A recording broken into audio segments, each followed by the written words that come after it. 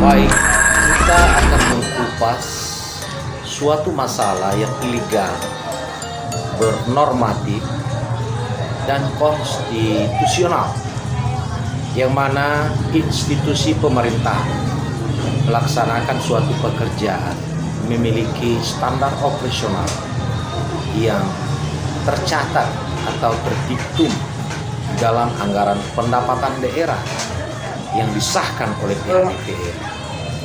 Salah satu hal kepedulian terhadap pasar yang pasar tersebut terletak di tengah-tengah permukiman masyarakat sudah layaknya untuk diperhatikan, baik kebersihan kamar mandi, begitu juga dengan keindahan atau bangunan seharusnya memiliki suatu petunjuk teknis, bukan asal bongkar atau asal ganti. Semuanya harus melalui proses hukum ataupun minimal adalah surat keputusan wali kota. Perihal kejadian yang ada di Kota Parangtribuan, khususnya Pasar Impres Kota Parangtribuan, itu sangatlah tragis. Yang pertama, papan merek dijadikan baliho. Yang baliho merek Pasar Dalian Natolus Sadabuan itu hanya berharga 300.000. Berapakah sebenarnya anggaran yang sebenarnya? Saya rasa tidak mungkin 300.000. Perihal tersebut sangatlah naas dan luar biasa ketika memang mengambil keuntungan terlalu besar. Itulah yang dinamakan korupsi. Nah, di dalam korupsi ini ada korporasi, ya kan? Salah satu contoh lagi itu adalah pemusnahan atau pembongkaran kamar mandi Pasar Impres Kota Parangtribuan, yang mana semenjak terbentuknya Pasar Impres ini selalu ada kamar mandi. Tapi di era kepemimpinan Irsan Effendi Nasution dengan Kepala Dinas Perdagangan adalah Master Pasar itu, justru menutup daripada kamar mandi tersebut menjadikan suatu kios. Ada apa? Mungkinkah hal ini dikarenakan ada pendapatan atau bargaining sistem untuk mendapatkan keuntungan sendiri? Akan tetapi yang jelasnya, pembongkaran kamar mandi tanpa memiliki nomor rekening dan tanpa rekomendasi oleh DPRD dan tanpa ada surat keputusan wali kota, itulah merupakan salah satu tindakan kejahatan yang melanggar hukum. Tidak layak dan tidak seharusnya kamar mandi itu ditutup, karena itu adalah merupakan salah satu persyaratan untuk pasar. Karena pasar adalah fasilitas umum, harus dipersiapkan kamar mandi. Dengan jumlah ratusan pedagang, tentunya membutuhkan kamar mandi untuk membuang air kecil dan air besar. Nah, di Parangtribuan, Pasar Impres Sadabuan tidak memiliki kamar mandi akibat daripada kesalahan, kerakusan, dan ketidakpahaman Kepala Dinas Perdagangan karena telah membongkar kamar mandi menjadikan kios. Hal ini adalah merupakan satu hal pelanggaran hukum yang mau tidak mau harus diproses demi hukum, karena ini masuk di dalam kategori kejahatan yang sistemnya berkorporasi bersama-sama untuk melakukan tindakan yang melanggar. Selain daripada itu, mengkaji lokasi pelataran yang seharusnya itu adalah pelataran pasar, akan tetapi pada kenyataannya telah dibuat kios-kios berpetak-petak. Nah, kios ini adalah ilegal. Kenapa? Karena tanpa ada keputusan wali kota. Ini kebijakan daripada kepala dinas tanpa memiliki dasar hukum yang jelas.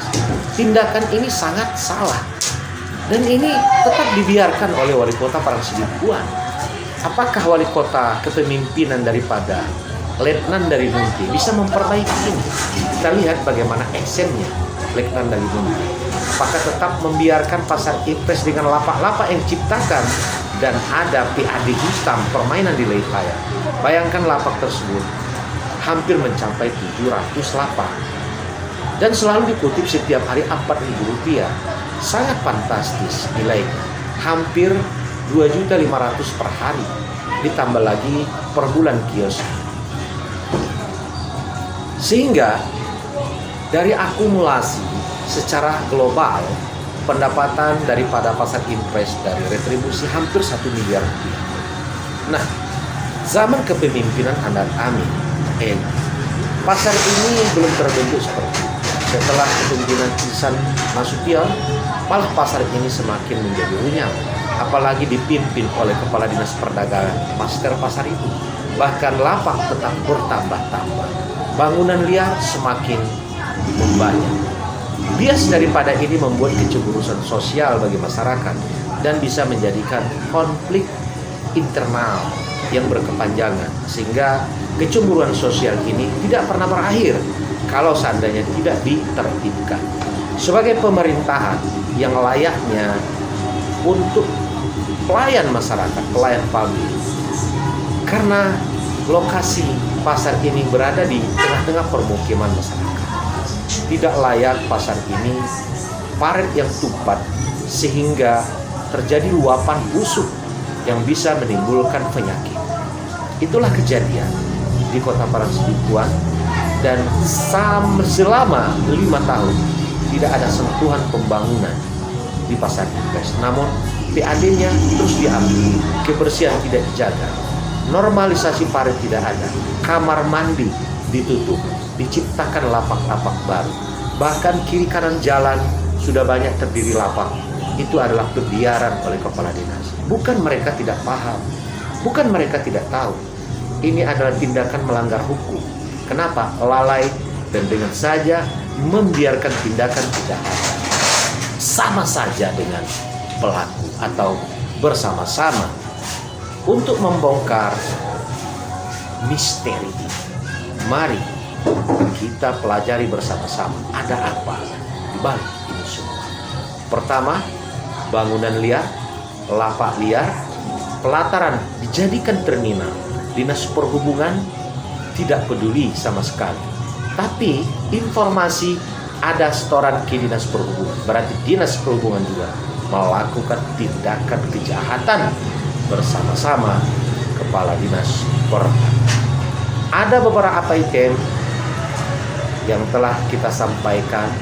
Intinya kita simpulkan, mau atau tidak mau, suka atau tidak suka, Kepala Dinas Perdagangan dan Dinas Perhubungan Kota Parangtribuan wajib dan harus diperiksa oleh pihak penyidik demi kepentingan umum dan demi penegakan supremasi.